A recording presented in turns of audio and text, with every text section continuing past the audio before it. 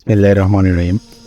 শ্রীমঙ্গল নাম শুনলেই আমাদের মাথায় আসে চা বাগান, কিন্তু শ্রীমঙ্গলের চা বাগান ব্যতীত লেবু, আনারস এগুলোর জন্য বিখ্যাত। আজকে আমি কথা বলবো তেমনই আরেকটি প্রাকৃতিক সম্পদ, সেটি হচ্ছে রাবার গাছ। বাংলাদেশে কলকাতা থেকে সর্বপ্রথম 1910 সালে চট্টগ্রাম এবং সিলেটের আমো চা বাগানে সর্বপ্রথম হচ্ছে রাবারের চারা গাছ রোপণ করা হয়।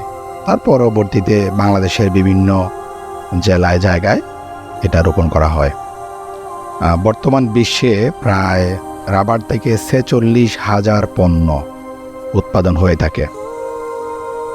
আর রাবার গাছের মূলত 50 ফুটের মতো উচ্চতা হয় যদি সুন্দরভাবে এটা বেড়ে ওঠে। এছাড়া রাবার গাছ রোপণের 6 বছর থেকে 8 বছর থেকে এটা উৎপাদনে আসে। 25 বছর পর্যন্ত এটা অব্যাহত থাকে আর কি।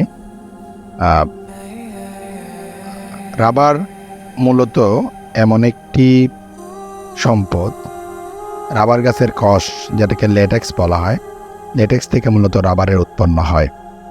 বর্তমান বিশ্বে বিভিন্ন জায়গায় বাণিজ্যিকভাবেও রাবার চাষ হচ্ছে। কেউ যদি বাগান বাড়িতে সাজিয়েও রাখে, তারপরেও কিন্তু এটা অনেক সৌন্দর্য।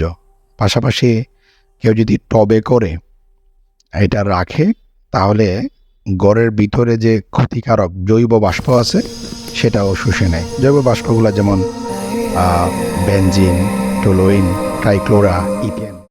এই যে রাবার গাছটা দেখতে পাচ্ছেন, এটা মূলত গাছের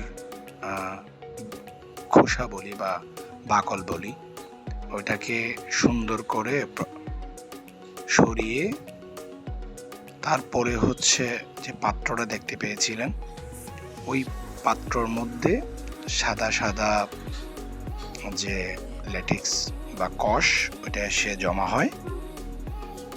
ওগুলো তারপরে সংগ্রহ করে মেশিনের মাধ্যমে প্রসেসিং করে আকার আকৃতি দিয়ে তারপরে হচ্ছে এটা রাবারে উৎপন্ন করা হয়। হবিগঞ্জের মিরপুর থেকে আপনি যদি শ্রীমঙ্গলে যান, রাস্তার পাশে অসংখ্য রাবার গাছ দেখতে পাবেন। এই যে সাদা অংশটা দেখতে পাচ্ছেন, এটা কিন্তু বৃষ্টি হওয়ার কারণে এটা পানিতে তরল মনে হচ্ছে, বাট এটা এত তরল না। একটি গাছ প্রায় 50 ফিট উচ্চতা হয়। আসসালামু আলাইকুম ওয়া রাহমাতুল্লাহ।